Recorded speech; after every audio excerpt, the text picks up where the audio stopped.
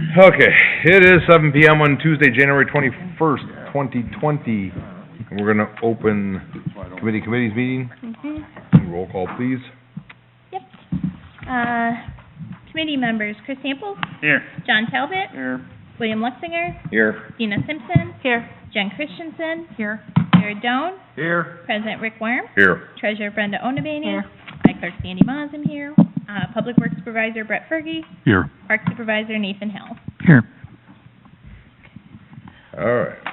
Entertain a motion for the minutes. I'll make a motion to approve the December 17th, 2019 Committee of the Committees meeting minutes. Second. Dina makes a motion to approve the December 17th, 2019 minutes. Committee meeting minutes. Jared seconds. Any discussion? All in favor? Aye. Any opposed, same sign. Motion passes 701. We'll go right into Sawyer Faldudo. I don't know if it's on. No. Button on the top, right in the middle. Yep. Is it green? There we go. Thank you. Beautiful. I get in front of these things every now and then, though I typically try to avoid them if I can. No, just kidding. Yeah, thanks for having me out tonight, and to give you a wrap-up on last year, and it was a nice year in the investment account, in both equity and fixed income markets, and of course, we're a fairly conservative portfolio. But I think I got a copy of our report to everybody that needs one or has an interest in taking a peek at it. And what we did is, if you take a look at page 2, page numbers in the bottom center of the page, we'll wrap up last year, and it kind of shows you the cash flows in the fund for the full year. So we started off 2019 with $1,803,434 in the account.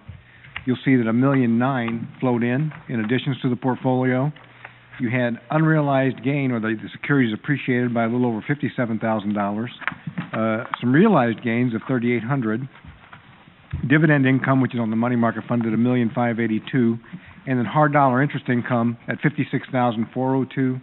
Expenses that went out of $2,528, and your accrued income increased, income you've earned but have yet to receive, by $4,080. So you add all that together, and you end up with $3,824,132 for an increase in value in the fund of $120,687 for the 12-month period. So very nice year in the fund. I think you meant in the dividend income, we received $1,580. I did. I say 15,000. You said $1.5 million. You know, I'm an optimist. William, I like your way better. I am an optimistic guy, but I might cut a cloth. We expect to see that reflected Yeah. next month. President Worm, I'll go to work. I'm going to have to work tonight to get there. I got to tell you that. If we go to the, but thank you, since I'm probably being recorded somewhere. I appreciate that, Bill. Correct. The from inception numbers are on the following page, because I think it's healthy to take a look from day one at the portfolio. And it's the same math, but your dollars in, your net contributions are $3,680,000 all in. Realized gains of a little over $41,000. Realized, unrealized, I should say, a little over $41,000. Realized gains at $982,000. Dividend income of $1,811 from the money market fund for that period, and hard dollar interest income of a little over $99,000. You can see the expenses out and the accrued, and we close out that same $3,824,000, or up $144,132. Flip over one page for me, and I oftentimes consider this the most important page in the book. And Brenda, for your purposes, it really gives you a good look at the cash flow a year ahead in the fund, if you want to think of it that way from a budget point of view. And if you look on the left-hand side, you'll see how we're allocated. So the percentage weighting in certificates of deposit and various government bonds and taxable municipals, we've been tilted to the marketable CD market. So these aren't your corner bank CDs. These are traded openly, and we can buy them and sell them as needed. You can see the weighting. That's where the best yields have within our maturity range been over the last year or so. The current market value of those, and then the stated rate of interest. So if you drop down that column, you'll see the interest rate on securities is 226, a little bit in cash, which is a government money market fund at 181. Blended together, you're at about a 226 stated rate of interest on the fund. Yield to maturity is at 1.86, so we have a little bit of price appreciation in those, and that's what that tells you. If I didn't do anything to this fund but let it live its life, over the, let everything mature, not reinvest, those kind of things, your annualized rate of return would be 1.86% in the fund. which compares quite favorably, of course, to, bank deposits and some of the other things that you see out there. Now, reality is we do things along the way. Things mature, we reinvest them, and the money gets managed. From a cash flow point of view, in that lower right-hand corner, you'll see $84,859. So as the portfolio is structured today, if nothing's changed, you'd have hard dollar interest income of about $85,000 a year into the portfolio. That gives you a sense of, if you were trying to figure out a budget number or something along those lines, that gives you a good sense of the cash flow on the fund. The following page gives you a little bit of history from day one in dollars. I won't regurgitate that to you, but you can see in that contributions and withdrawals when you've added money in. Most of it, the largest chunk came in November of last year, and then the balance is before that. And then our market commentary starts on page 6, and I'll give you a couple of things to think about.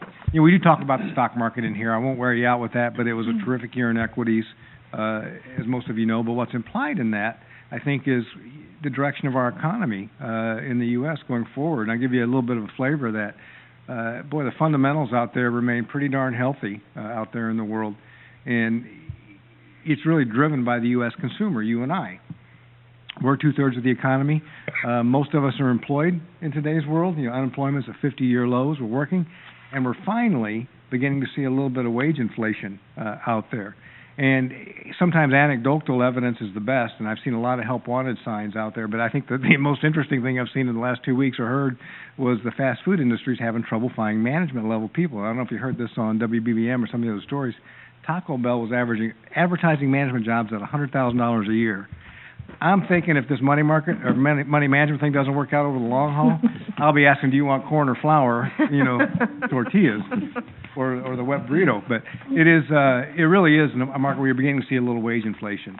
What that means is, on page 2 of our commentary, there's a picture of the interest rate market or the U.S. Treasury yield curve in the middle part of the page. And that red line is where we began the year. 1 month is to the left, 30 years is to the right, and yield is vertical. Rates have moved down a bunch over the last year. The left-hand side driven by the Federal Reserve, which really impacts what we do in this portfolio. The Fed has cut rates, 3 times in the latter part of last year, so it pushed short-term rates down a bit. On the other hand, longer-term rates have been driven by the global yield environment and the competition for global yields. The safety of U.S. debt attracts a lot of investment, and that pushed longer-term rates down. But in the fourth quarter, that blue line that you see returned to a normal shape yield curve. Our long-term rates moved back up above short-term rates.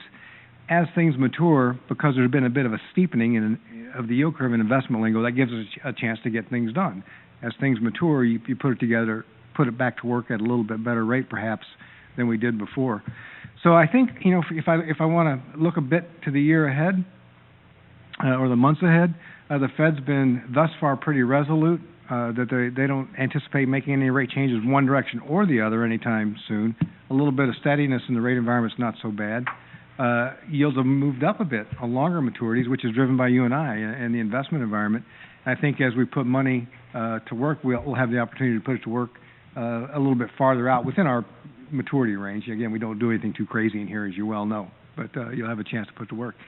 Other than that, the key portfolio characteristics are still intact. Credit quality is premium. From that perspective, there's nothing I would recommend that the fund do to make any changes, and I think we're taking along at a nice clip in here. That's my succinct version, because I think we're on a bit of a schedule this evening, or there's a idea. Let's not make this meeting too windy. So I'll close my mouth and be happy to address any questions from the trustees or anybody else. Any questions? Explained it pretty good. Very impressed. Making the money work, thank you. Thank you. And I'll finish up by saying we appreciate you. We always do. We're glad to come out anytime you want to see us. So feel free to give us a call. Thank you for the Thanks, Tom. update. Thank you. You bet. Thank you. Does anybody have any questions on the water usage report or the fuel report? If not, we'll move on. Sandy? In December, we received 2 FOIAs that are displayed on your FOIA report. Anybody have any questions? I don't have bookmarks again. Oh, 'cause it's not downloaded. It did. And then the other thing on there, do you have my presentation? I have to find it here. You sent it to me today. I did.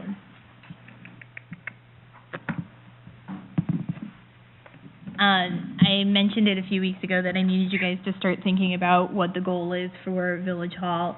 I'm gonna go over some of the repairs which, small in nature, add up to be a project that I'd like to just have done all at once, or are we going to do a complete remodel of what we have, or are we going to build a new Village Hall? Those are the options that we're looking at this point. As soon as Rick gets my presentation up. Can you do it as a slideshow? I can't, it's way over there somewhere, isn't it? Bottom right, No. little candle there, Middle. right next to the minus sign, to your left, that one. There we go. I have your mouse. Thank you. Mies is yours. So the first thing I'm going to start with is the condition of the apartment porches. I've done some asking around. We know that they're at least 20 years old. There's a belief they may be well older than that, but that's the information we've been able to gather. Currently, the posts holding it up are damaged. It appears to be a weed whacker. It's healthily taking chunks out of it, so at some point we're going to need to address that issue and reinforce what's there. These posts that I've taken photos of here are actually the second floor porch or deck. Then I'm going to talk about the apartment entryway. This is the roof above the entry door. When it was inspected this past summer, we learned that there are 3 or more layers of shingles on there. That you can see where the damage is to the tin work up there, and on the lower right-hand corner, you can see that the roof is actually not sealed against the siding. This is the close-up of the overhang over the door. On the left-hand side, that the entire wood portion of the overhang has been rotted out. As of this time, we are going to have to pull it down and replace it or rebuild it or do something. But it was attempted to be painted this past summer, and when scraping paint off, the scraper was essentially punching holes in it because it's rotted out so much. On the right-hand side is just the rust of the metal that's up there, and the wood behind it is also damaged. This is the front stairs. On the left-hand side, you'll see that it appears as if it might be sinking or separating, and then on the right-hand side is just showing some damage to the concrete that just needs to be fixed.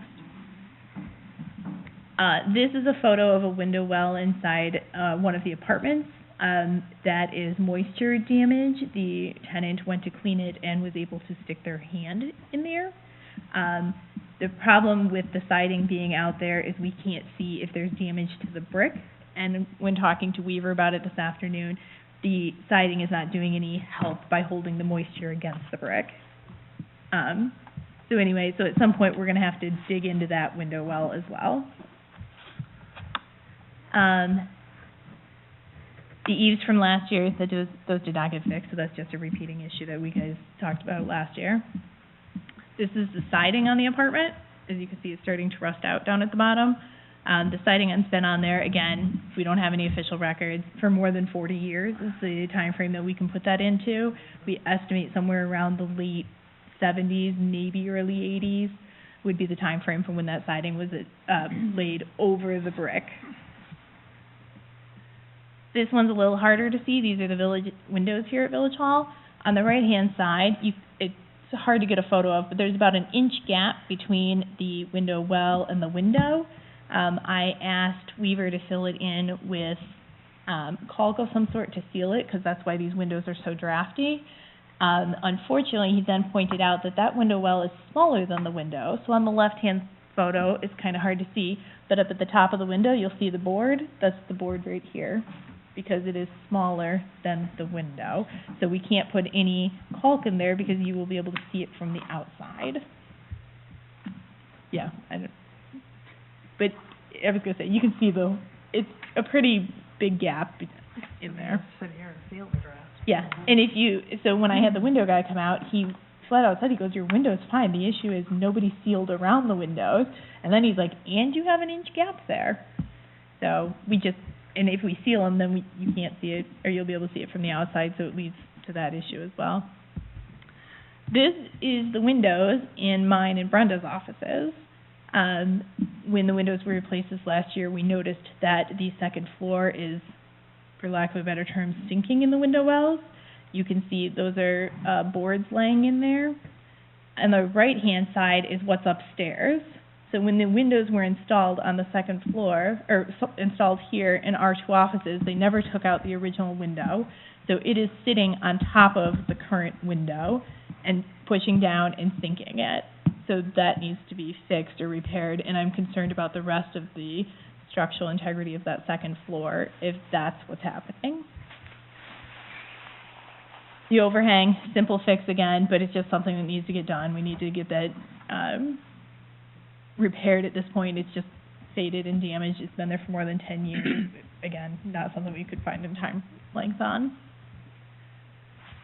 As many of you have not been in my office or in upstairs, we are lacking storage at this point. We have, now that we comply with the state's records retention policy, I have a bunch of files that can't go out to storage in wastewater because of the confidentiality of nature of them. So this is currently what the upstairs area and my office look like because we desperately need more storage. We're at capacity. And then the last would be the interior here. On the left-hand side is just damage to the carpet. We need the tiles damaged. I'd like to have an ADA-compliant ramp, an ADA-compliant bathroom. And then Rick and I have been discussing for many years now, I'd like a better window in the front so that when we have an employee here alone, they have safer measures than what is currently there. And I think I went through it all. Let me double-check my notes. Oh, and then talking to Weaver today, he told me that at some point we're going to have to update the electrical in here. He thinks we're pretty close to being where at capacity or that close there too. He said some things we need to keep in mind is also the piping in the basement. Some of it is still galvanized piping, and so we're just going to have to look at getting those types of things updated. And then the last thing I had was the ventilation, airflow temperature changes here in Village Hall. You'll notice as Brenda puts her sweater on that the temperature in our offices is drastically different than what's in here, which is drastically different than what's in that bathroom. And so it's difficult to control the temperature because when we raise it out here, we then boil the people in there. And so we need to find a way to regulate that. That's all I had on what's currently going on here. But I just need input from you as to what direction you want to go. Do you want to go the direction of me getting all of these things taken care of? Do you want to go the direction of a remodel of what's here? I did talk to a structural engineer, and they didn't see any issues with the structural integrity of this building. They also felt that it would be possible to expand a second floor and get more offices and more storage space out of here. So that is a possibility, which is why I'm leaving that on the table. So, To give feedback, I think for me is a little hard not knowing what it would cost for the, like if we were to fix those and had estimates to know what they would cost to fix versus what it would cost to build or remodel. I don't know how to give feedback without knowing how much all that would cost because I'm not in that, it's not yes, my forte. I don't know what those are either. And as I mentioned, because it is so many of those little things, that is something that I would prefer that we have drawn up as one project, bid it out, get it all done at once instead of trying to piecemeal it, because it's a lot of the little things. The largest project is going to be getting that siding off of there so we can see what damage is done to that brick and what needs to be fixed to help with the moisture issue as well. It's gonna go all the way around, it's gonna, Well, the windows and everything, the roof. we've had conversations over the years about whether we're going to eventually build a new village hall and use this like a community center, or remodel this village hall, or put a second floor in this village hall, which gives you a lot more room. The prices we've talked about over the years are pretty much very vague ballpark prices. But we can start pursuing and see what our options are. The ballpark I got on a remodel with a second floor in here and taking the siding off, ballpark, because you don't know what needs more, would be about $500,000. New Village Hall, you're looking 1.5 million. I don't know what all these repairs cost because I didn't want to spend the time or the money or the effort to,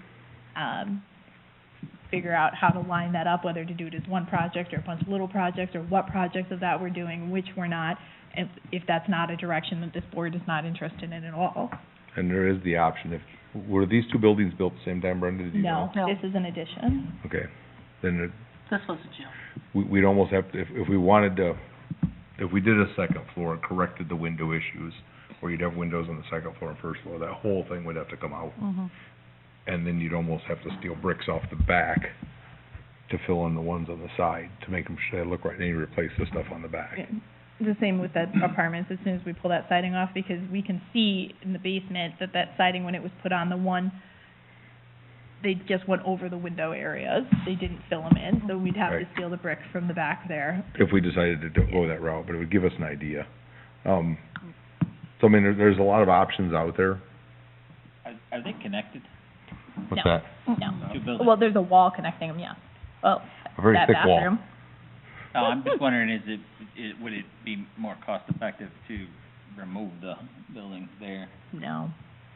Well, and that's been one of the things we've talked about before too, is take that down and expand that way. Because all of our utilities for here are in there. So our water comes out of the basement in that building. We come out of the basement in that building. That You just relocate them, Hmm? yes. That's why I don't know, that's why the it bathrooms seems actually, like we don't really need apartments, but we can, if we were gonna expand, we could expand that way, over, and. Brenda, plug your ears. We've talked about raising that building before, and then just relocating the utilities Is as it we go. is it a historical site? Yes, that is the original It's the school. original school. No, I'm Not a saying, is it- historical is it- site. Not No, historical. it's not registered. registry. All right, And it's already been modified well but beyond. we're also talking about it starting to be dilapidated, correct? No. We're talking about maintenance needing to be done to it. As a former Yeah, trustee, I'm sorry. hold on. As a former trustee who took down a building, that was dilapidated. That was severely damaged beyond savability. This needs maintenance done to it. The siding is But- supposed to last But- 40 to 50 but we years. don't It's really been more need than a 40. Well, the question is, No, how we much, don't. how much money are you gonna put into it for what we're getting out of it? We don't know Well, what that we kind of amount know is. what that needs No. to be. I don't That's what know. we need to get to. No, and I don't know that we will, because part of it's gonna be as soon as we pull that siding, we don't know what we're gonna find. And at that point, we're already Which, in it. which leads me to believe that the $500,000 statement on the low end That's why is extremely, Well, it literally, for lack of a better to me, term, very conservative, because I know that once you even attempt to put a second floor on this, you're beyond the 50% of a remodel, and you gotta bring up the code. Yeah. And that's everything. That That's was plumbing, discussed. electric, Yep. sprinkler system, fire alarm Mhm. system, elevator, Yep. and that is not $500,000. Is this building worth that? No. Not to me. It is not worth the dollar value, it is worth the historical value. The next question That's the is, difference. Whoever wants it. have we reached the capacity of which we can properly function from this building? Without a remodel, yeah. Even with the remodel, how much additional storage are we gonna gain here? I would estimate that we could probably get another 6 or 8 rooms upstairs, which would be meeting room. you're gonna gain this square offices. footage. Yeah, the exact square footage here upstairs. That's that's what you're gonna gain. I don't think that would prudently be a wise choice of the money. Let's assume we decided to build a different one, what would we use this for? And why would we still need that? Well, it sounds We're not gonna- like we wouldn't be able to use this unless some of those things were done, so that's a concern too. So Not As anything else, you mean? As- would we not have to do those same repairs if we kept No. it open? Some of them, we would, No. some Yeah. of them, we would not have to, because we would just demo what's that box right there that houses a second storage floor. We'd just demolish that, so the sinking of the windows would be a moot issue. We'd still have to fix the window issue here. So some of them would go away, but the repairs to the outside on the apartment side and the, anything on this side would definitely. You wouldn't necessarily need the second floor, you wouldn't need the No. functional stuff. You would still need would the Right. ADA structural compliant repairs. bathroom though, you'd still need, whether it be Right. ramp or no ramp, there would still be things that has to. Cause our ramp is not ADA It compliant. is not. It was, most of the work in this building, it was done by The slope's not. people around the village that donated their time and energy to Why don't we just dig a basement and do what New Milford did, right? They did a great job, and it's lasted a long time. I would, before we even spend money on considering a remodel here, I would rather spend money on a true assessment of the needs of the village, square footage wise, office wise. Maybe for a new village hall, Say that again? for a new village hall.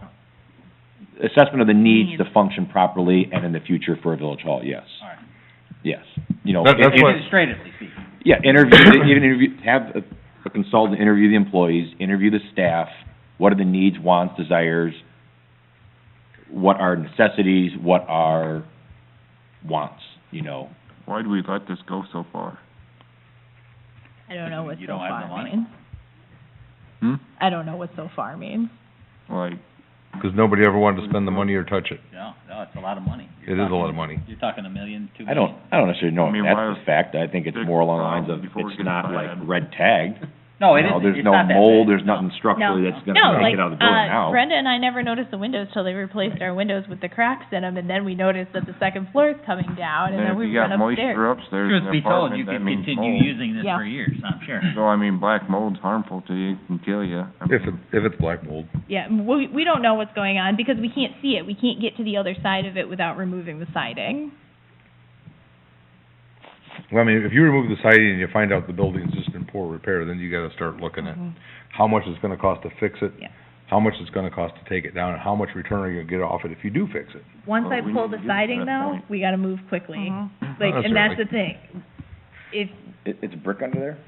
yeah, So why would we have to move quickly? because there is brick holes Siding where, might be holding the bricks against the wall. Go ahead, I'm sorry. there are holes where the windows used to be. They literally sided over it, so on the inside it's drywall and whatnot, but on the outside it's just siding. Nobody filled in windows to the best of what But we we can could determine. have those sealed off as a temporary repair. Well, that's why I said, so there's gonna have to be I mean, some it's- things that happen quickly. It's Right. not gonna be. It's not like you gotta go and do the building right away, you just have No. to make No, countermeasures. we're gonna have to decide quickly once we pull it, what the options are. Is there no one that, like, excluding the obvious of the siding and the brick, is there no one that could come and look at that list and go, okay, the overhang's gonna cost us, you know, Mhm. it's 20,000, this is Yeah. gonna cost, The same people who do all the rest of our engineering. I'd be interested in knowing that. It'd be, I mean, like, you're talking about a study to see what's necessary. I don't think the cost to have that done would be, He's more interested in building a new building, a study, so we know if we build a new building, what we need, and then how much it would cost. oh, I- totally Right. understood. Or if what we need can be obtained from within the structure. Or, again, you have to look and see. But- I think one of the key things too is gonna be find out what condition that building's in, because if we do decide, we pull the siding off, find out it needs to come down, you've got ground to build here, add onto this. We've had that conversation about rebuilding here, and I remember the issue of the waterway and the setback being a problem. I think so. We own the empty lot next to us. I know. I think they're talking about that building next door. But that one can't expand because you're running into the water That was- drainage. There's a park building. Yeah. Park building. Yeah. Is that what it was? Yeah. I remember a conversation. Because the drainage runs on the other I'm side of sorry, that John, white what was your house. opinion? Yeah. What was your opinion? That was Chris that was saying. Oh, Chris? I said if we got rid of the building next door, then you could go all the way across to the next line. Exactly. I mean, there's options. We have other land, we have this land, but the biggest thing is gonna be find out what shape. We know we've got issues here, we don't know what's hiding over there. Well, we should fix this first before we get into something in the Well, building. that's the question though, is do we wanna spend the money to fix this if we're gonna determine that it's not feasible? we're still gonna have to spend the money to fix this. But Not what- everything, though. No, Not everything. no, Right. and what we fix this to look like will look different than if we fix it to be a community center or something else because we're moving elsewhere. That's my concern. That's why I don't want to spend money to fix this if we're going a different route. Or would we build a new village So- hall if we did? I don't know. Let's all think about this. Think about it before the next committee meeting. Put it back on there again for the committee meeting. I We'll can do discuss that. it again. Should we want not maybe wait a year before we make that decision? No, All we're doing we is have plenty of discussing. money We're not- available in our investments. I talked it over with the finance trustee. Yeah, we see I'm what not we have sure I said we have available plenty of money for investments. I'm pretty sure I didn't say that. That sounds like You you're putting didn't words in his Stop mouth. me. I'm not opposed to budgeting one in the near future. Yeah, Right. and it's not something that would happen, I don't even I'm think sure it within wouldn't. one No. fiscal year. But it's something we still have to start addressing and figure out what we're gonna do and plan for it. It is, and some of these things, if we're not gonna take any other action, I need to take action. Like, these windows, I don't know how much longer we can live with people wearing jackets because it's freezing in here. Till spring. I know, till Here, spring. Yeah, good And then I normally don't wear jackets. All right. Okay, Anything so I'll put further? on the next one. You gonna add No. something to that, Fergie? Breathe on you. Well, I just, I'm sure this goes without saying or whatever, but, and everybody realizes this, that, yes, those are 2 apartments over there that we could just get rid of any day, but do remember that that is also, homes to a few individuals. So, It's also a historical, a heads up would be really appreciated, I'm sure of that. I won't quote some board members from a few years back Nothing in happens in government So- overnight. that we are Right. not in the real estate business.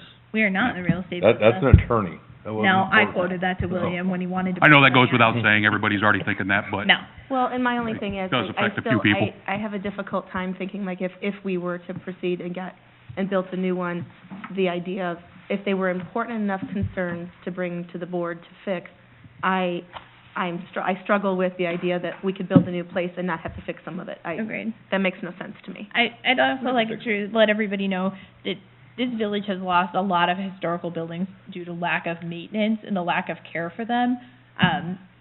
I don't want to necessarily be one way or the other, but regardless of what happens, I definitely see a need for preservation of the original schoolhouse of this village. As some of you may or may not know, you can see a photo of what it used to look like on the wall back there. I'd really, right there, over No, there. where's that? Is it this side or that side? That's That's the that back. side. And then this, Side- and this side is the that's the addition of the apartment? gym. No, Yeah. that's That, the back. that That's building is the back of the the schoolhouse. back is here.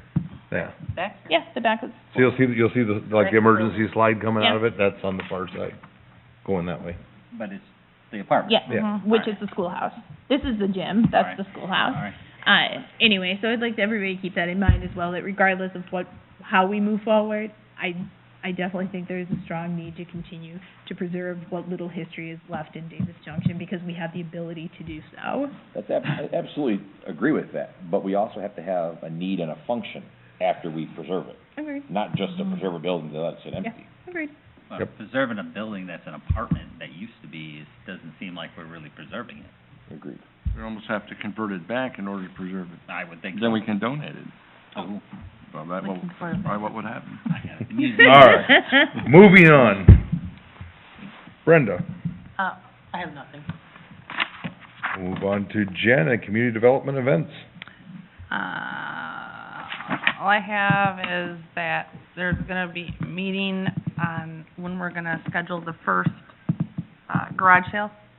It's gonna be coming up next week, so hopefully we'll have more on that. I don't think they had any idea that we had that discussion. Oh, well, I just put it out there. We had a discussion without you guys, though. No. To join in with other municipalities? Yeah. 'Cause we did with, was it Monroe Center? Well, they never called us back last Oh, time. is it? Well, we're trying to do it the same with all of, with like us, so Davis Junction, Stillman Valley, and Byron. To do the same, like, garage sale date, so that way we get more people to come. Take shop. your stuff. Yep, come get rid of it, I don't want it. And the Easter egg hunt is, save the date, is April 4th. That's all I have. All right, we'll move on to William and Finance. The big one under me was the Sawyer Feldudo presentation, which I'm happy to hear.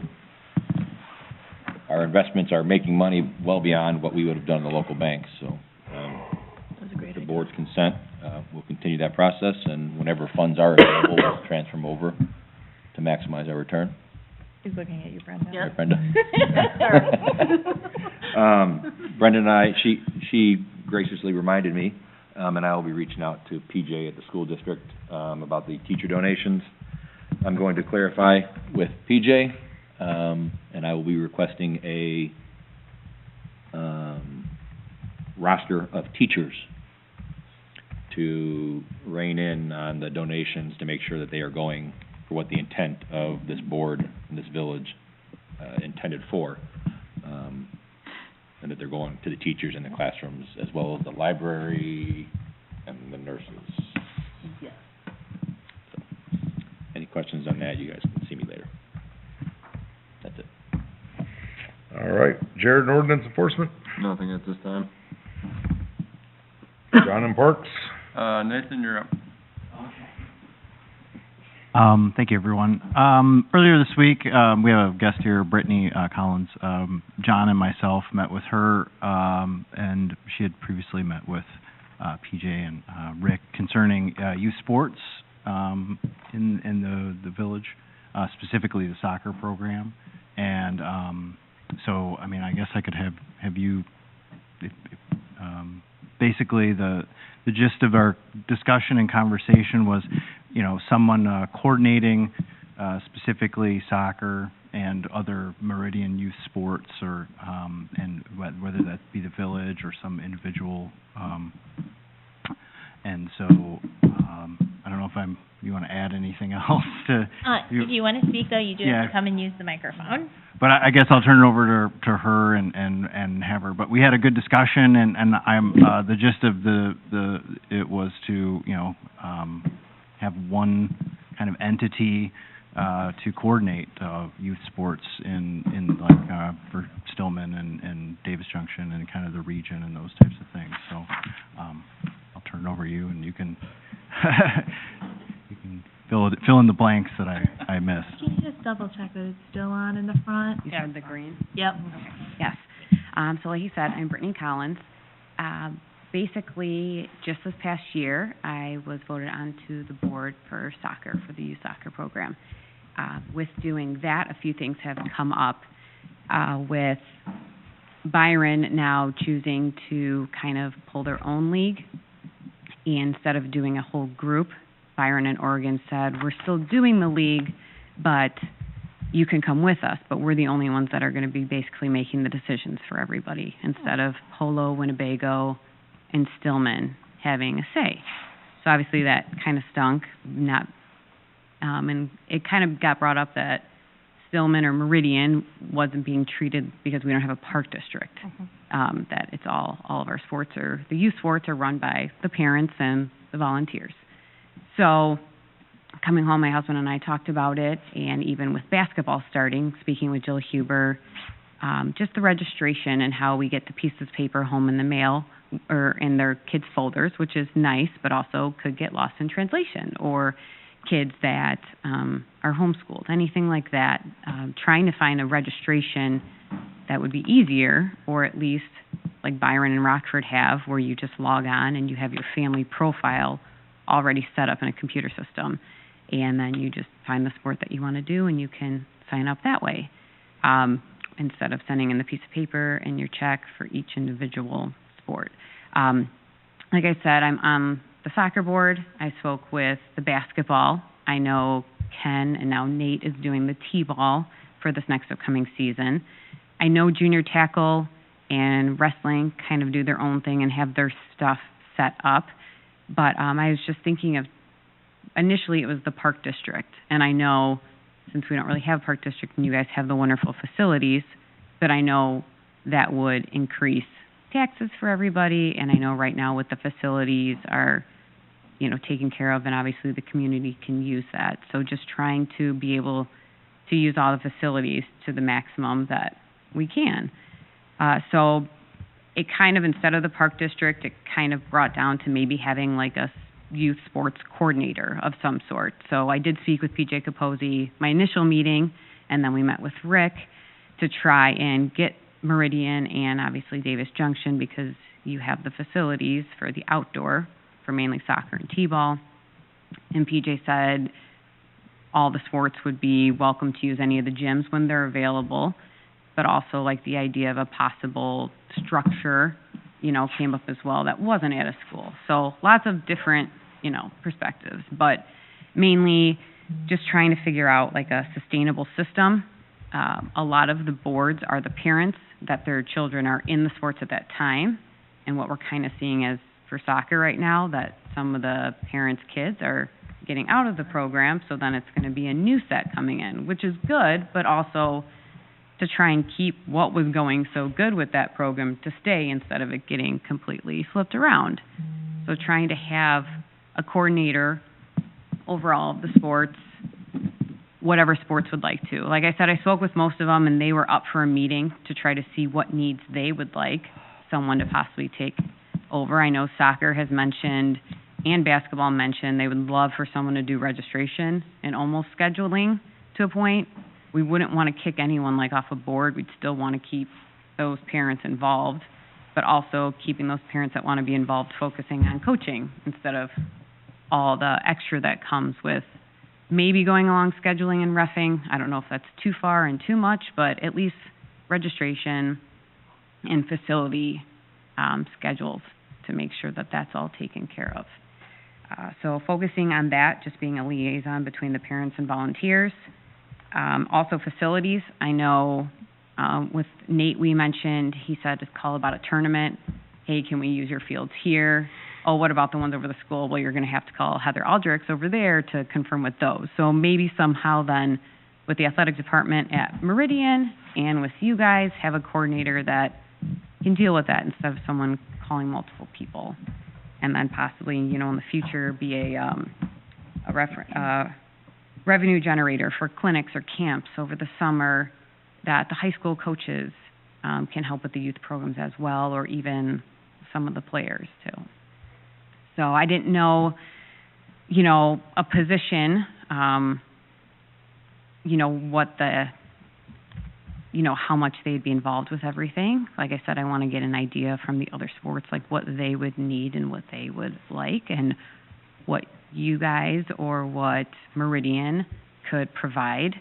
I know PJ mentioned like they could find an office space for somebody over in the school or anything like that. So it's just ideas we've been throwing around, bouncing around, somehow making it just more regulated for everybody and easier. So if anyone has any questions, like I said, it's still kind of in this brainstorming mode. We just started having meetings in December.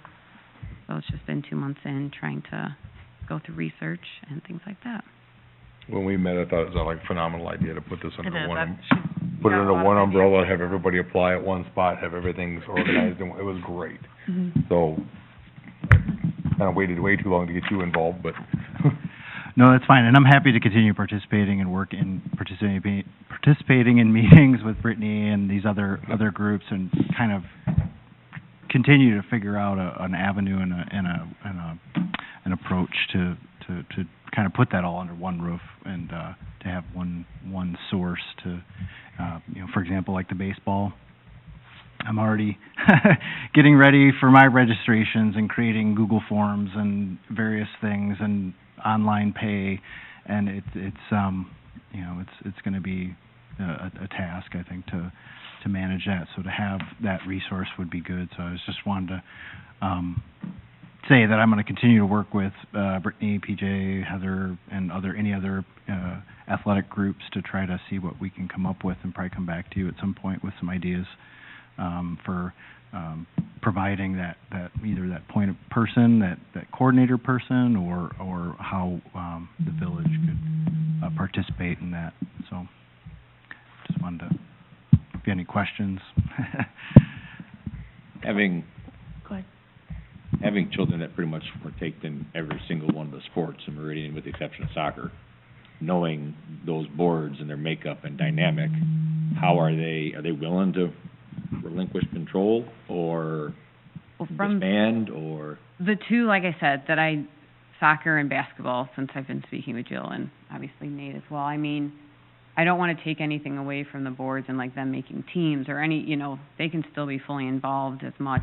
I was just thinking the registration would be easier. And I know Jill was like, yes, please, like, please. So like someone. just collecting the registration, Well, or that's- setting the fees? Because That's not, I mean, I guess an it's idea kind of what. a twofold, you know, Right.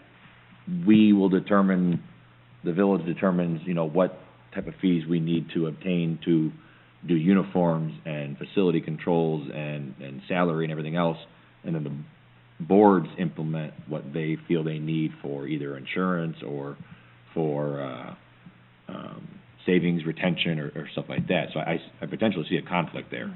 Right, and that's why I wanted to, like, get together with them. I just felt like, I don't know what I'd present to them right now.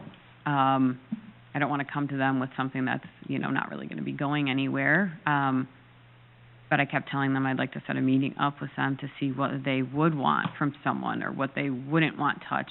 Because, like, with junior tackle, like I said, I think they're good with their stuff, which is fine. I wouldn't want, if someone has something going good, then that's good. But those few comments came up about how, like, we can't compete because we're not a park district. And if someone could take over this or someone could take over this, then it'd be nice. So, and I guess.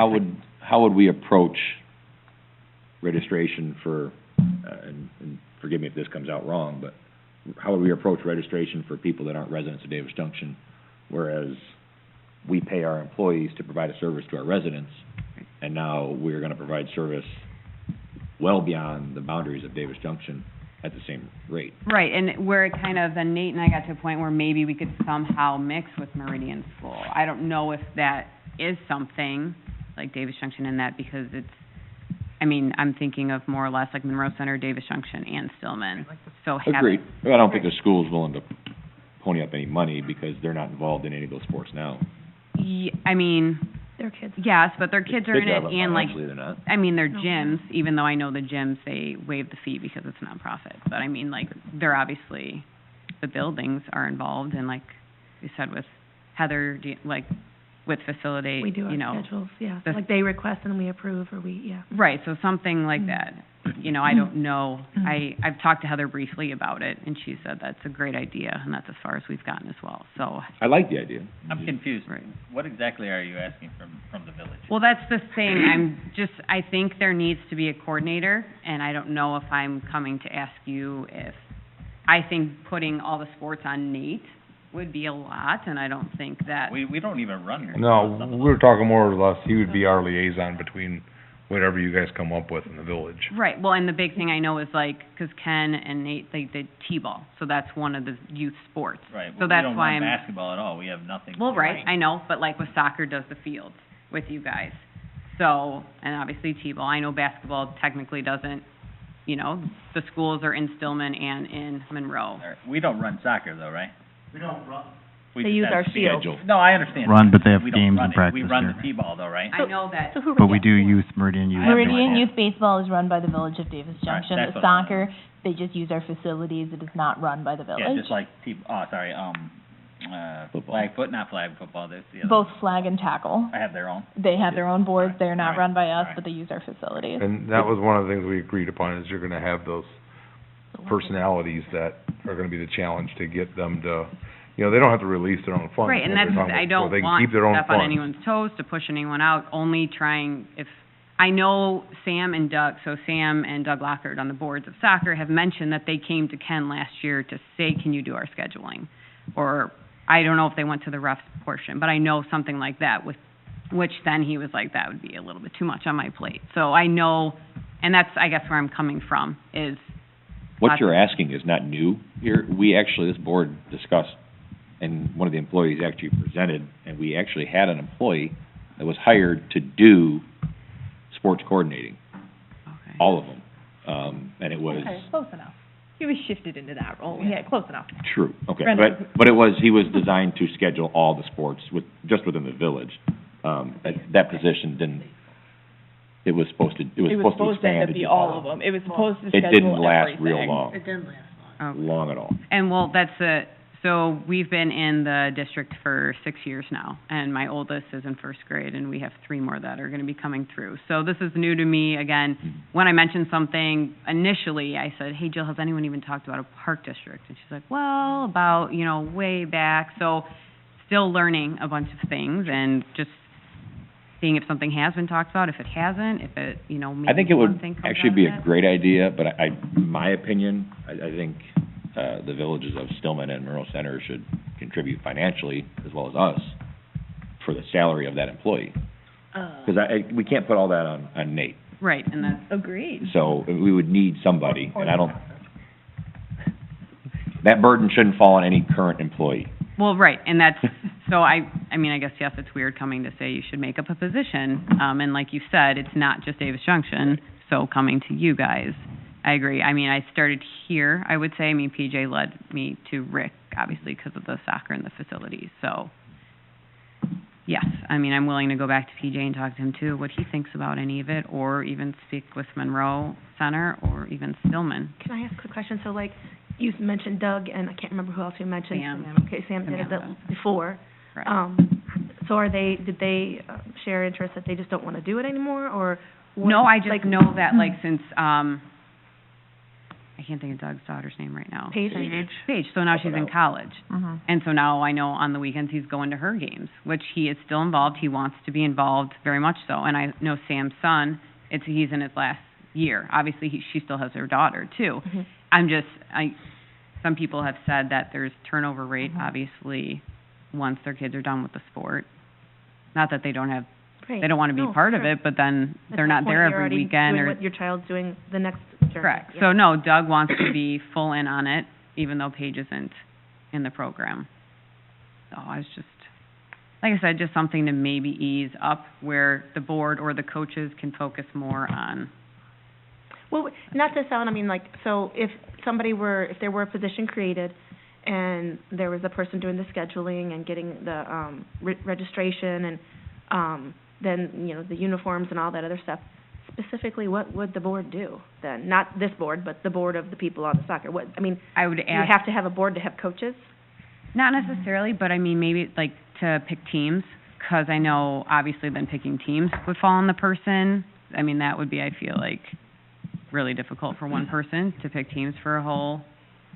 Or even if a group of the coaches still wants to be involved. I mean, you still have to have a league and the manual and everything like that for each program, I mean, so. one of the things we could possibly consider is making our facilities, if anybody wants to use our facilities for youth sports, that they have to be part of this organization. That would be one way we could help leverage our facilities to help them form the group. Right. Agreed. That's one of that's about the biggest strength we've got for them. But don't you see that as a conflict if half the people don't even live in the village? But they still want to use our facilities. I get that, but, I mean, half the people don't. But they wouldn't be coming to us, to be going to the group that's formed by them. So we get into this gray area of subboards, and, if we form another board that has any relevancy to this village, they need to be another board in the same style that PZC is. So we would have to Well, set up that I'll talk level to of David. formation. I'll talk to As well as. Why wouldn't it be just a committee member? Yeah, Mark. It would be Or the it could be same a as, subcommittee. it'd be a committee member, just like a PZC is a PZC member. It would just be another subcommittee of this And village. any meeting has to be an open meeting. Yeah, it has to Yeah, apply FOIAs, with all the that stuff. FOIA and OMA and, Let me just find, because if we can do that without having to form a committee, 'cause all we're doing is saying, if you want to use it, we want you to be part of this organization. So that way it's not, well, it's different if the organization is an outside organization and then we put the stipulation on our park, like the special use permit, I just stick Mhm. on there that you must be a member of this organization. Exactly. Use it for these types of things. But that organization needs to be separate than us. correct. Which then leads me to my concern on the back end, which is payments. This village takes in all of the money for the baseball and softball right now, and we pay all of those bills. So how is, you don't have to answer this, but my concern would be, how are we dividing that up? Are you then going to be responsible, is that organization, or are you gonna Right. create a separate organization that's gonna be responsible That's- for that, or is the payment still gonna have to be filtered through the school for baseball and us for? Right, no, so- that's a really good point. But again, if we can get those personalities to talk, that's the first step. And, And I'm more than welcome to go Leverage and my then help. actually set up a meeting with all the youth sports and see what would you actually want and have a list of it and see if it, maybe not have boards anymore and then, but then that'd be a lot on one person to be in charge of all the Because sports and all the decisions, to me, just that one. to me, as a village, we're not here for the football kids or for the baseball kids Right. or the soccer kids. We're here for all the kids. Right. And that's the way we have to look at it. Yeah, and then something, when you're doing your research, is you're gonna run up against the fact that we're gonna need intergovernmental agreements. In order to work with other, taxing bodies, we have to have these agreements between us that set forth what all the rules and regulations are. So as you narrow it down, we're gonna have to start working on forming something, whether it be between the villages or the school district. It might not, because if they're the ones working between the municipalities, and all we're doing is sending the liaison. As long as there is no crossover of the municipality. Correct. So there's some things to think about. So some gray areas to stay out of. Well, two things. One, you mentioned the fields at the schools. My understanding is, and I'm pretty sure this is still unspoken, we schedule the fields over at the bus garage Oh, in exchange for the high school using our fields for baseball and softball. And we don't. That's another discussion I was hoping to bring up at Okay. some point And later. two, the more that After we this are one, so involved as a village, just quickly. the more we have to ensure compliance of state law, which is background checks, criminal backgrounds, and I think, which is now including like fingerprints and stuff for coaches. We do That's why, when that day we talked, I said, the more we get involved, really, the more complicated it becomes. That's why it's easier for us to send somebody to liaise between us, okay. and, but we can, like I said, we could possibly bring leverage to, you wanna use our fields, fine, but we really wanna bring this together for all the kids, not just this group, or Right. this group. Yeah, but if But you, we'd be open to taking anybody, right? Anybody who wanted to use the park, any group of kids, we'd be open to them coming and using it as long as it was available, right? I mean, That's what we're trying to discuss. we're not excluding anybody, right? But then, yeah, I mean, with Byron, they have, Yeah. if you're a resident, you pay this fee, and if you're not, then you pay this we fee. have that as well. Which, right, so then, But how does if you that- live in how does that Stillman or you live apply in for Monroe, flag then you football? pay different than, How does that apply for the quote-unquote flag football organization? Because that's a team is comprised of kids from all over the school district. right. How do you? And I believe that was your goal, was to get the school district, so Monroe Center, Stillman, and DJ. Right, just all three of them to be. Right. So, all within, go ahead. I was just gonna say, this is this is the first step in a lot of discussions but one of the things I certainly do see from my experience, just being here in the short amount of time, is we don't have, to my knowledge, an intergovernmental agreement with the school district. We do not. So that Well, that not would, for that purpose. that would be Not for something, that. because I just today received my list of 60-some baseball games that the district wants to have at our ball diamond. And then I also have talked about a fee schedule with John and Billy as far as what are the fees that we're charging for the use. And then I've also received several special use permits with varying levels of fees and stuff. So I guess one of the things when I'm learning about registration is that, you know, it would be nice to have one ring to rule them all, meaning one software like RecTrack that they have in Rockford, where you sign up and you're enrolled and you're logged in. I am furious that every time my child starts a new sport, I have to download 4 new apps just to know what the heck is going on. So I would, Been there, William? band, this one, that one. I mean, in school, you know, WhatsApp, all the, you know, there's all these other ones that I have for school as well. Every teacher has a different one. So from the point of the simplicity of registration and unifying this thing, I really see that as being the main issue, main focus here, is to collectively provide that one resource to register for all these events. How that dovetails in with all these other groups is different. So I think we're just starting those discussions, and I'm encouraged to continue to participate and see how this can be simpler. So, for your idea about, your thought about the intergovernmental agreement with the school Yeah. district, our attorneys really don't like us having handshake agreements Yeah. that have been around for a long time Yep. due to the fact that it leaves the village open to way too much. When we have, if it's in a contract, this is what we agreed to, this is what we can back up. Sure. Or you could just charge them like you do everybody else, and then we wouldn't need an agreement. Well, and that's where the fee schedule comes in. I mean, yeah, I don't want to get off topic, but certainly from my standpoint, from even just starting this registration process and trying to figure it out, I mean, I'm trying to, like I said earlier, I'm trying to do a Google Doc and do Google Form, and then have the payment through our online payment system through the village, so it's a little simpler, a little more straightforward. But yeah, I would like to see that system streamlined, at least from the payment side and the registration side. As far as the coordination and those types of things and ordering uniforms, that's not too bad, but. Did we give Clear you as time mud? to think about? Thank you, I'm good. No, I just, like I said, an idea that we discussed, talked about, hopefully, if it wasn't, someone came up with before or what, just to see, to make things easier. So I'm more than willing, which I think I'm going to anyways, is to meet with all the youth sports just to see what they would like, and then maybe even meet with PJ again too, to go forward with it as well. So, because I understand, obviously, you guys, the board for Davis Junction, would be hard with the other If you towns have as well. questions on how to handle or what line you're crossing into the government sector, Nate can give you my info. I'm happy to talk to you about when you get to a point, I'll be like, oh, the village needs to get involved. Gotcha. So, No. I'm well versed on the requirements of that, so. Perfect. Thank you, I appreciate that. So, well, thank you for listening.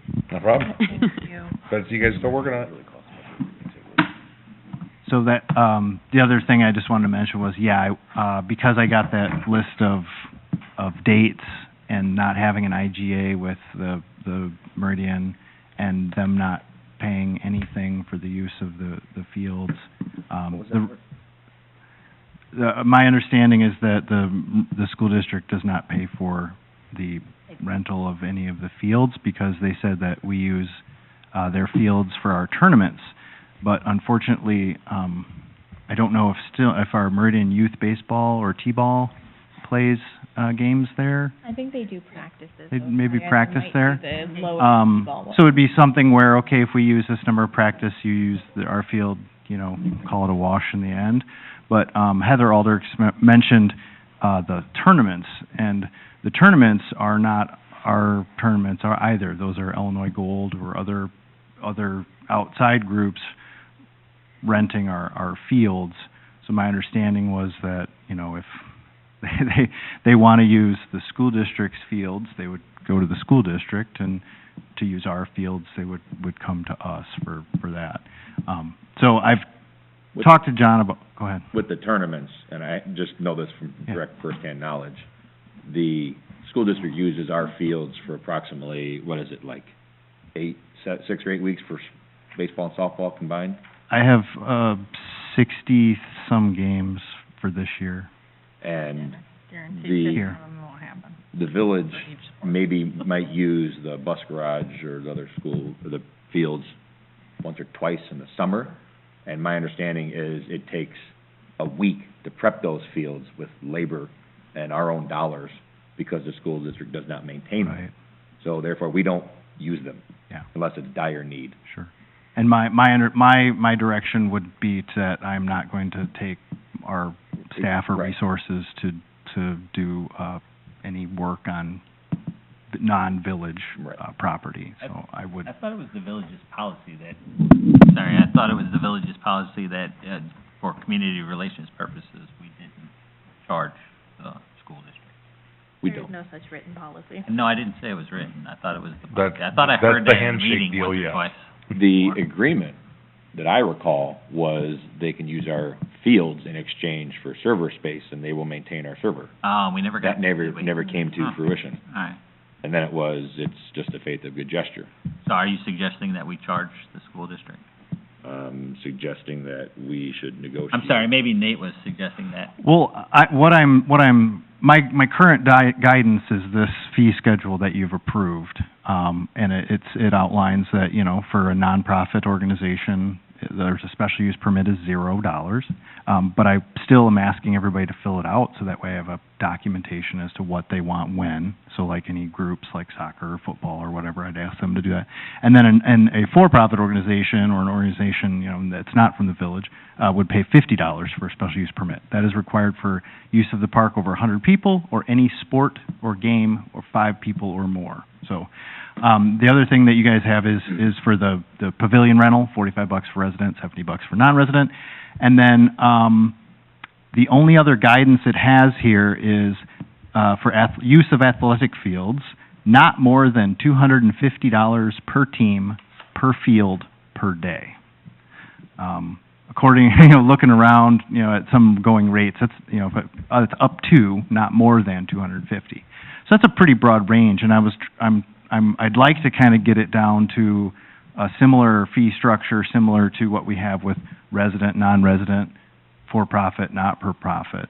And, I've kind of have some ideas, and John and I have talked, and I can continue, and Billy, I've thrown some stuff at him, but basically, bumping up that nonprofit special use fee to $25 instead of $0, just so there's, some reservation, fee there.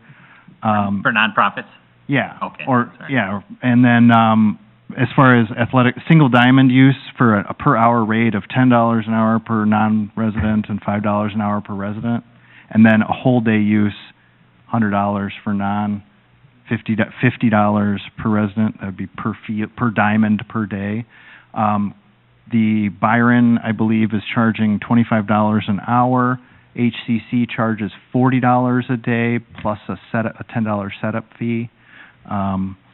And then I'd have other fees like, chalking and prep.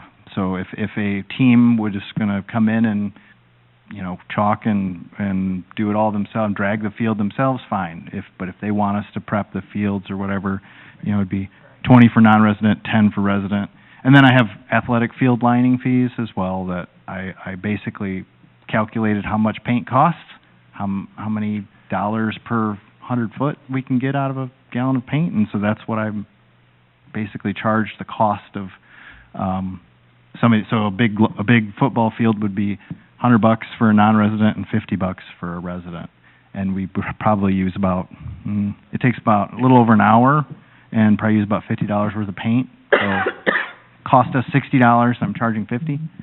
So my fee schedule that I have here is not at all intended to make money or to gouge, and I did look at a lot of regional fees, and I think that the $50 per diamond per day plus a $10 per diamond per day, setup fee or dragging and that type of thing isn't too outrageous. So I was just gonna, throw that out there to the board, and I talked with John and finalize this and bring it up later. But I'm having difficulty because of these handshake agreements and these tournaments and the agreements that were before. Some pay $10 a team, some don't pay at all, some don't fill out a special use permit, some, so I'm trying to standardize things in my own mind to just be fair and equitable and recuperate some of our money, because I did crunch numbers based on the labor. So for example, June 7th Illinois Gold softball tournament that was here, we lost money even with concessions. If you take the labor from Thursday, Friday, and Saturday and Sunday, and you take the costs of the chalk and the time, and the cost for the concession stand, which is about half of the income, we lost $30 on that endeavor. Not a lot, but and they paid $10 a team. They paid $380 to use that facility for 3 days. So if I'm not trying to gouge. My new fee schedule would be around $13 or $15 a team for the same kind of scenario, and maybe we'd make a couple $100 based on the same kind of thing. So the fee schedule I have here is trying to be equitable and regionally, the same. At the same time, it's universally applied to everybody who wants to come and use our fields. So that way, and then, if it is certain events or certain people, there's always that caveat of, the Parks trustee can modify that. There's nothing wrong with trying to cover our costs. Beyond that, we can start working on formalizing some of those agreements we have, because our lawyers will tell you if it's not in writing, it never happened. Right. So we need to get them formalized. And I do know, for example, I don't know what soccer gave as far as a donation. They would give us a donation. I would, the fees would be probably about the same amount of the donation. I don't know what it was last year, Brenda. We can look that up. Well, they gave us a donation, but they also received soccer It's probably goals as part of it. Right, and that's part of our doing business. We're if we're going to have uses of the park and stuff, and we need to replace goals, we can work with those groups, and I buy one, you buy one. But at the same time, if they want extras and special ones, then yeah, they can provide those. But we didn't charge them anything for striping or you know, the use of the facility, for the year. So, if the donation was like $200, well, that's probably about what based on a rental, you know, a per hour game use field. About 1,500 each. 1,500, okay. So that, and then yeah, then, 600 last year, I'd have to look through I don't. so and that was to cover costs of like nets and equipment and those. Half the goals. It was. last year I thought it was way more than 1,500. Oh, I thought it was half the Is there two one goals. goal? I thought it was only Yeah. half of that, and I thought we paid 1,500 for the goals. I'm old. Okay. What kind of- Yeah, so I'm not trying, you know, I'm not trying to, you know, they can still do that if they want to have, you know, newer equipment that we're not budgeting for to replace and stuff. But, and I'm certainly, like I said, just trying to come up with if, no matter who comes in the door, I can hand them this sheet and say, here's what it costs, rather than, well, you know, I like you, and you guys are cool, and you bring in a lot of money to our concessions, and, you know, so that's what I'm trying to, I'm just trying to create a flat sheet that everybody knows what it is, and it's not gouging anybody, but it's still covering our costs. And Do you think that you'd have a draft of that fee schedule by the next committee meeting? I have one now. Well, if you It's just didn't some meet ideas. Before then, I can stick it in the next committee packet. Okay. We can, or discuss, and then we can approve at the meeting after. Yeah, okay, yeah, and if somebody wants one, I mean, and has some comments on it, see me afterward, and then I can give you a document to put in the board packet for next time, so. That's it, that's really all, I won't take any more time, thank you, I just wanted to throw that out there, that was one of my confusions when starting to work here, is how do we figure out who pays what, and so I'm trying to work on that, so I'll be back, thanks. Chris, you asked a question about what I was, and then you redirected it to Nate on proposing to charge the school or whatever.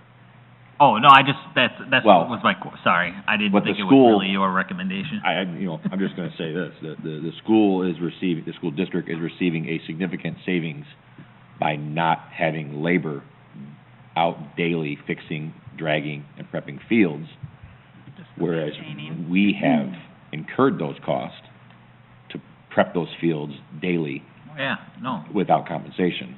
So- I'm not suggesting we don't charge them. I don't really have an issue with charging them, except for that I've always, as I've sat here for the last 2 years and only on this board for maybe 9 or 10 months or whatever it is, I recall that, you know, we said we wanted to bring people into town and we wanted to be, I want to say friendly, but I'm not using the term correctly. I don't think we need to turn a profit off them.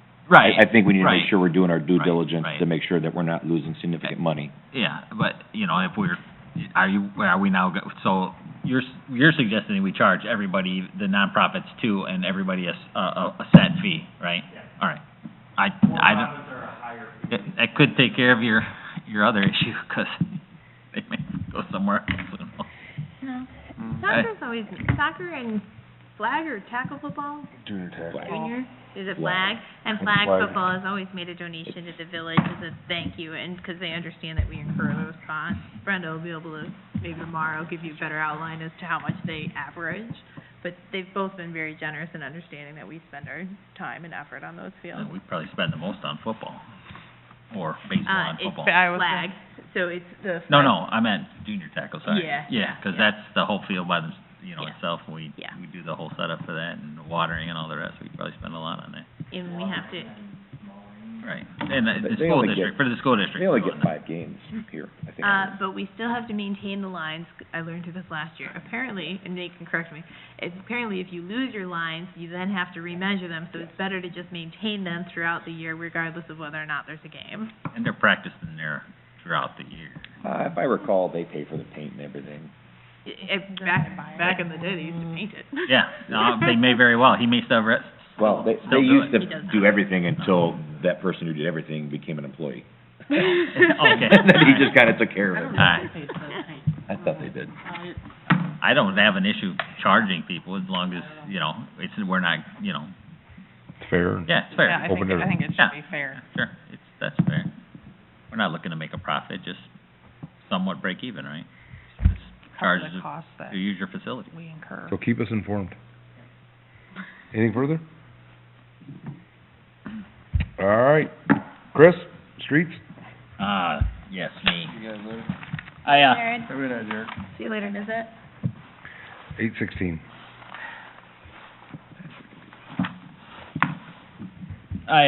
gave out a few handouts from our discussion last week, and I won't discuss them in the Well, you meeting. just did, so what's that handout? And I'll be happy to tell you what they all are. The first one is 820 ILCS 140, which is one-day arrest in the 7 Act. I won't discuss details, you guys can read them for yourself. They're, helped me, so. The next one is ILCS, 820 ILCS 105, which is,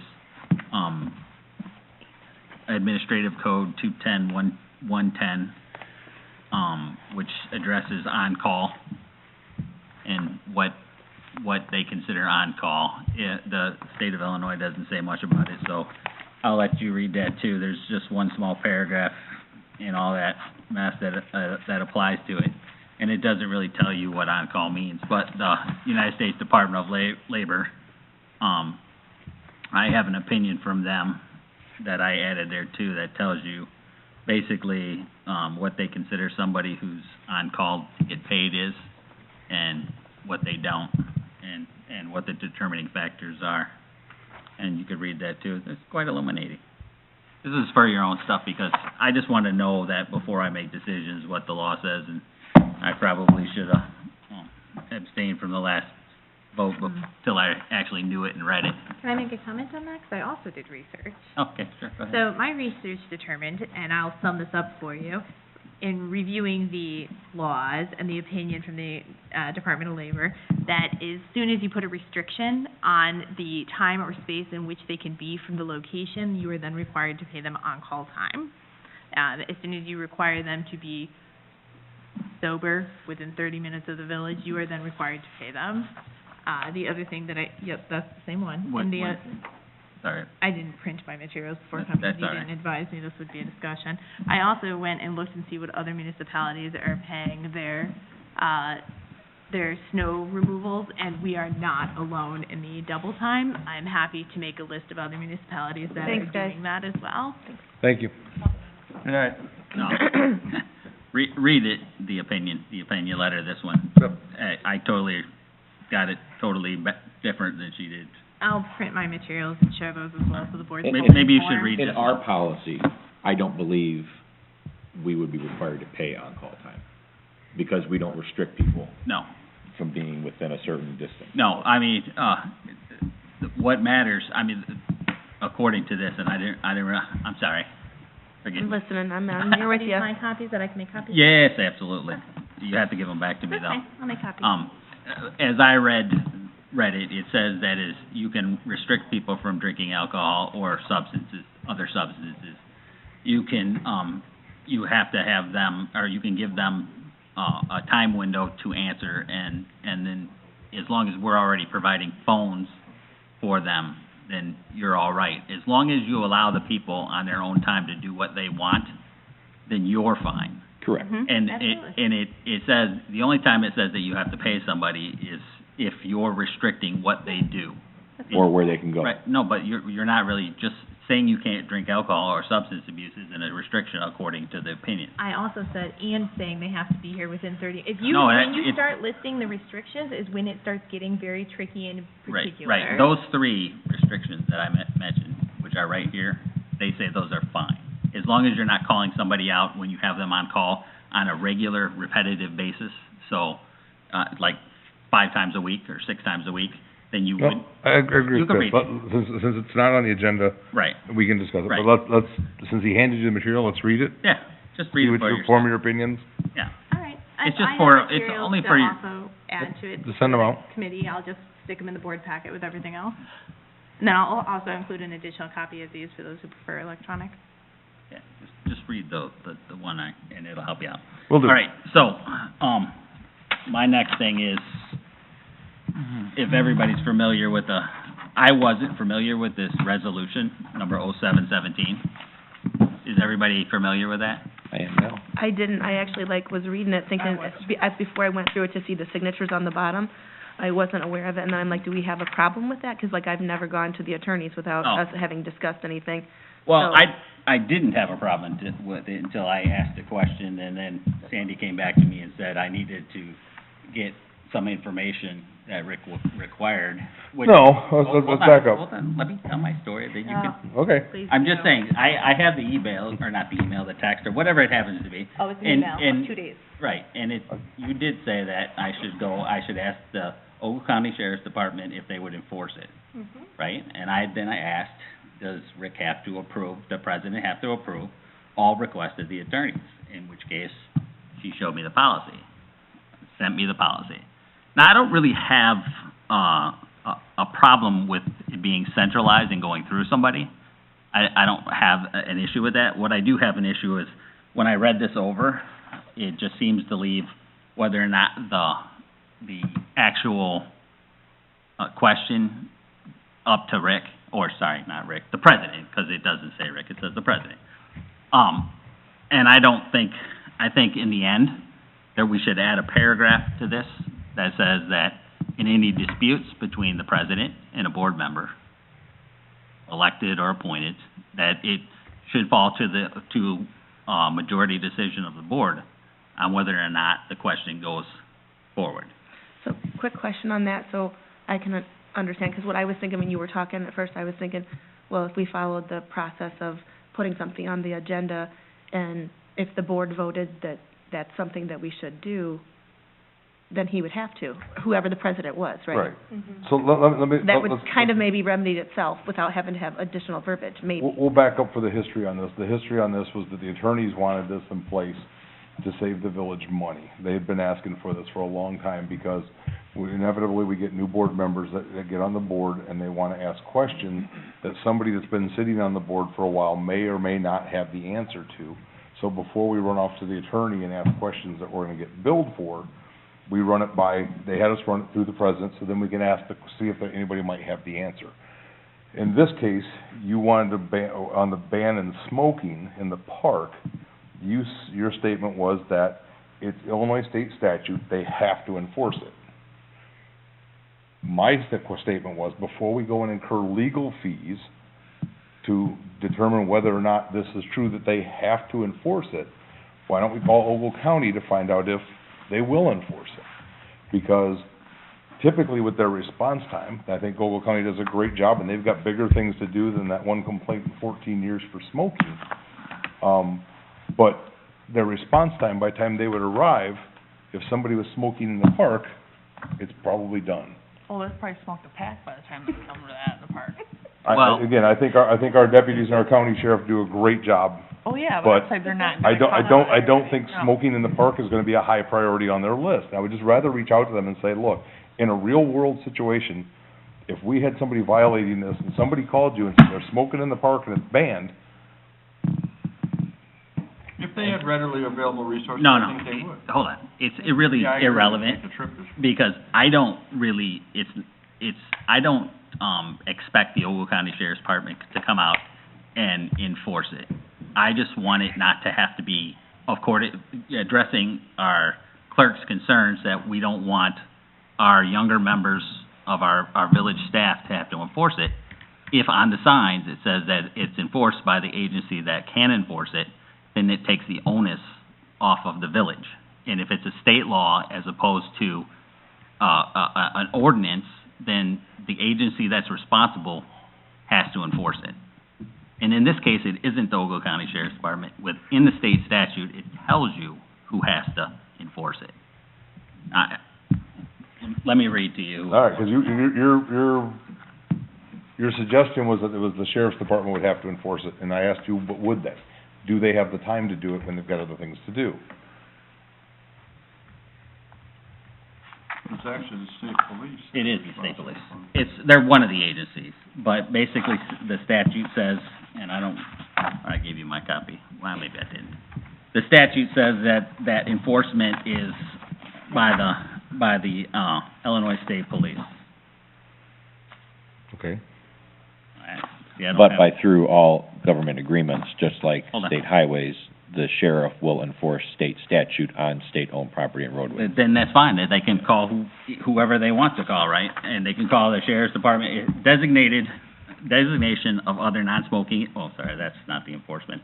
This is actually the statute that I wanted to use, the portion of the statute that I wanted to use. Designation of other non-smoking areas notwithstanding any other provision of this act, any employer, owner, occupant, leasee, operator, manager, and any other person in control of a public place or place of employment may designate a non-smoking area by the public place or place of employment, including outdoor areas, as an area where smoking is also prohibited, provided that such employer, owner, leasee, or occupant shall conspicuously post signs prohibiting smoking in a manner described in subsection A and B of section 20 of this act.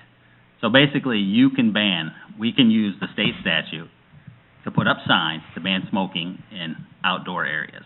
So are you wanting to use that verbiage just as a deterrent for people to think that we might call the Yes, police but on them for smoking? not, we don't have to, they can. Okay. Because if you put it on there, enforced by the state police, then they could call the state police, and it says, enforcement, complaints,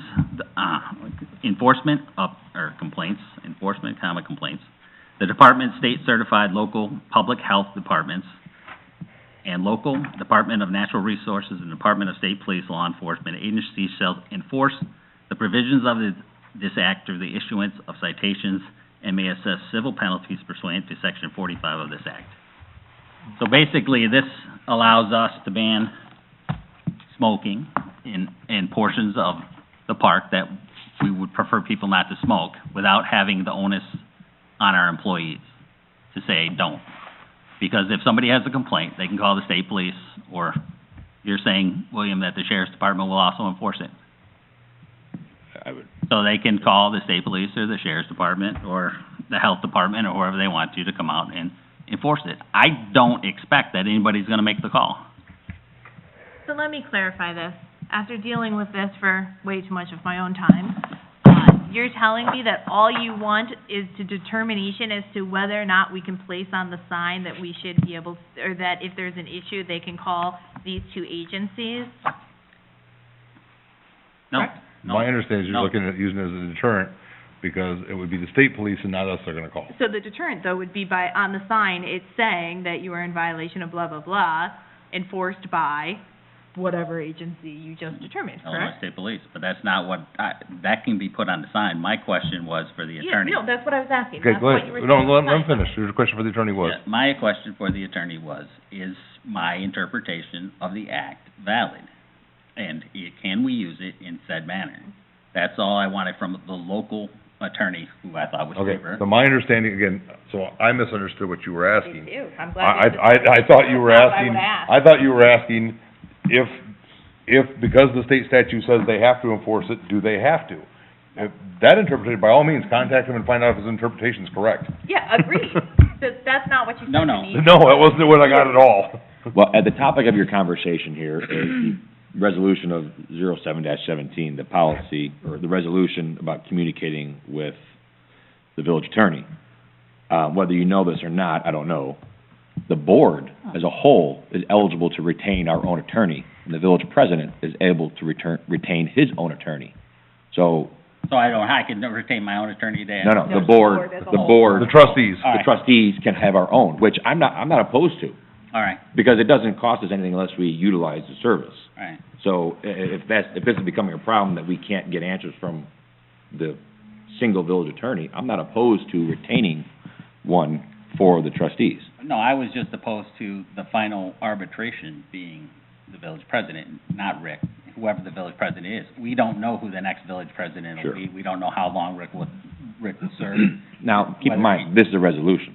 It's not Right, no, binding. I know it's Right. not binding, but it seemed to me that there probably should have been some language that said, and I'm not sure why they would pass. It was put in place, No, this goes to Dina's point. You guys, as the trustees, can overrule this village president, Any day. any village president. So All like if have you to wanted do is- something to be, you put it, like if I wanted something that But whether or to not. me, it was just We- more we- of a... the problem because was- it's all advisory, it was just a thing saying, Yeah. if we have a dispute, we can, and I thought it would be nice to add to it for my own peace of mind. Right. I don't know why anybody would have an objection to that. I Me neither, No, so that's I why wouldn't I have kind any of think that objection to that. one would take care of the other. if there was a dispute, which I couldn't imagine, but like, we could do it that way. You can't just add add No. to a resolution, No, I Maybe absolutely- it's Hey, not binding. Dina's talking. I cannot add. I'm sorry, Dina, my Not at all, you're fine. I was just, that's how, if there were one, which I've not ran into that, I mean, I don't know how many years it's been, but like, if I were to have a situation like that, I could just have it on the agenda, and then if it was a point where we needed to vote on it, then we could vote, and it would direct the president as to what to do, and that's how Right. I would think then that process would really be. Well, and in this instance, normally what we do is if it's already been answered, we will answer the question what we've had in the past. In this case, I don't know the answer. I don't know we've ever addressed this before. No. By all means, if you want to contact the local authority, go ahead, or you can have her do it. I don't care either way. No, I think But the after communication I got reading- from you was not that. I actually think after rereading it 4 or 5 times that it's totally valid. I mean, But before I create a sign, or before we create a sign, I think, I don't get a say in this, but I think it's the best opinion of this village that before we create a sign that says call somebody else, we should probably make sure that, confirm that that's what the state law. I wouldn't say call somebody else. I Oh, I would say would never enforced say that by. You're essentially saying that, so I'm sorry, let me be more specific. Before we have a sign that is made that says enforced by somebody that is not the Village of Davis Junction, we should probably confirm So- with our attorney. Well, that I that would is put in accurate. the ILCS numbers and go ahead, feel free, but I would put in the what the statute is, what particular section you're retaining on the sign, and then you could put, So if we enforced by decide to one, I move think. forward with banning places, we can, Yes, we'll find out. I don't know, I didn't even bring up banning it in the parks. It is my opinion that I would prefer to ban smoking throughout all village property. Basically speaking, if you read the Smoke Free Illinois Act, smoking's already banned and everywhere but the outside, basically speaking. Yeah, the only thing they have listed is within 15 feet of whatever building Right. that is your property Right. and designate area. Right, so, but to, alleviate the clerk's concerns on our younger staff, which I understand, because I don't really wanna put them in a position to have to enforce or be asked to enforce an ordinance, even though I figure we could just tell them, we're not going to. Well, we could probably word the sign to something to that effect too, is that, Yeah. Illinois Smoke-Free Act, we do not, as a village, that is, the enforcement of this is done by other entities. But, then I had a resident say that, they like to walk around the park sometimes at dusk and smoke a cigar, and I'm not opposed to that either, as long as, nobody's Well, I think around. today, most people that Huh? still smoke are Why? If you're being. pretty conscious of those that don't. No, I know, I understand it, that's why I'm saying, I don't go to sporting events, so. No, they're not. Well, Sorry, go ahead. apparently not if we have, we're talking about the issue. which direction? 1 in 14 years. Is this board leaning? Are we leaning towards banning it on all village property, just in certain areas in the park, or we don't wanna take no action at all? I'm in favor of banning it in through all property. No. Put it on the water bill. Hold up, I already got direction from this board. The direction I was given from this board when this was last discussed was that we are banning areas, that we will have restricted areas in which smoking. Again, You can't change our until the mind board at any time, passes right? something, You absolutely can't, but that's the direction that our current. I don't think that was a attorney- vote, I think it was No. kind of a conversation. It was. Absolutely was, and so that's the direction that I've been given. They are creating a And I- ordinance based upon that. And I don't have May I an issue interject with for a moment? Sure. So I'm looking just on Google, just for the fun of it. So smoking is prohibited within 15 feet of all buildings, so there's a sign for that. Entrances, thank you for not smoking. To file a complaint, www.smokefreeillinois.gov, here's the phone number. That's one for like within buildings. Nice, you can put that same thing on. That's probably the health department. It is the health department, I've seen that one before. That's the easy one, especially at This is not the businesses. health department, but that's okay. So there's, Phone numbers. yeah, oh, that is the health department, yes. Yeah. So there's multiple variety of signs that would take care of whatever it is that you're, Yeah, yeah. yeah. And there's one that just simply says, no smoking to file a complaint, and here's the thing, and there's the phone number. Just in case anybody, Are those state links, state phone numbers? yeah, the IllinoisState.gov. That is state The website, I wonder yeah. if that was state police or was that, the health did not department look. again? No, what I was asking was that phone number linked back to a state agency. Well, let me see. what- Because I do know that there's a really nice sign that I took a photo of at a bank in the village, and there's links, I believe, back to the local. I'm gonna call. Yeah. Oh. Everybody should probably read the act. Somebody's house. Going back to your first question about the resolution, I think the simplest answer to protect us from an Open Meetings Act violation would be just to put in there the paragraph that Dina said, would be if you don't get the resolution you need from the village president, a simple majority vote from the board. That was me, but yes. No, I agree. I think it's a great call, because you don't know who's gonna sit in this All right, chair. right. Yeah, that's the process that's currently in place by a state statute anyways, but we can put that in the All right. resolution also. It makes me feel better. So then I can confirm that this is the action that I'm addressing our village attorney to take, is to add that language to a resolution so that we can then pass that again with the additional language. Well, With just that paragraph. does the board That's- wanna yeah, ban? I don't, because I think that's already, I think the process can already be done. If I have a disagreement, I would bring it up with the board, and then I would make a motion, and then we could second it or not, and then have discussion, and yay or nay, and then we move on. So that's I agree with that. I don't but think it needs to be If it makes Chris feel written. better, I'm okay with that. Oh, I'm not, I don't see an issue with. I don't care either way, but I think Jen. it's not a bad idea, because you truly don't know who's gonna sit here. Jen, Yes. how do you feel about it? Warm and fuzzy. Yeah, pretty much. and yeah, it was, it'll only say, you can leave your name and number and a message, Okay. they'll call you back. Does It was that actually the say Jersey number? County, courthouse. That would be the type of language that we can use without having to go legal channels. How about you, John? Yeah, I think adding the language is fine by me. All right. All right, I will address our village attorney to add that language. Excellent. Everybody should read the act because Everything. it's illuminating. Well, section 15 was like, yeah, that was, I was looking at section 15 just to kind of clarify some things, so, Which one was that? on the one you said on the act, I was looking at section 15 specifically, so. All right, I'll have to go back and reread it because I'm not sure what that one was, but it was illuminating for me. So through some, email exchange, it has been brought to the village's attention that perhaps there are some bathroom doors that are missing some signage. So we have addressed, or Fergie has worked with Weaver to have him inspect every door within the village of Davis Junction to ensure compliance so that there is not a bathroom door or any other door out of compliance.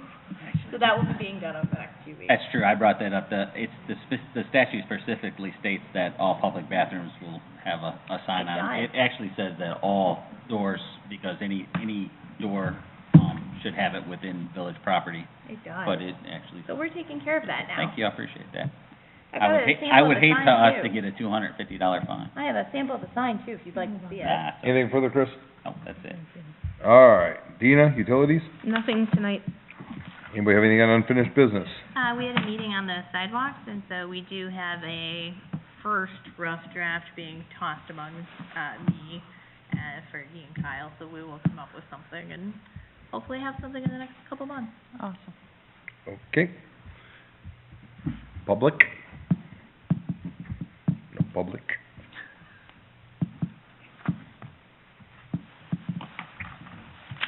Closed session? Yes. I'll make a motion to go into closed session 2C21, discussion of minutes and meetings lawfully closed under this act, whether for purposes of approval by the body of the minutes or semi-annual review of the minutes as mandated by section 2.06. Second. Dina makes a motion to go into closed session under section 2C21. John seconds. Roll call. Jen? Yes. Jared is absent. John? Yes. Dina? Yeah. Chris? Yep. William? What? 8:39. Motion to reconvene open session. I'll second it. John makes a motion to reconvene open session. Jen seconds. All in favor? Aye. Any opposed, same sign. We're back in open session at 8:57. Any of the board members have anything further for this board? I forgot to mention it earlier, I will be in Mount Vernon, Illinois on Thursday and Friday for the district meeting for the municipal clerks in Illinois, and then a training session on Friday. Because I am a district director, one night of my hotel and half of my travel is paid for by the municipal clerks of Illinois. So the village saves some money there. Brenda, did you just have that? Did you want Yeah. something? Okay. Anything else from anybody? Motion to adjourn. John makes a motion to adjourn. Second. Chris seconds. All in favor? Aye. Any opposed? Same sign. We're adjourned at 8:58.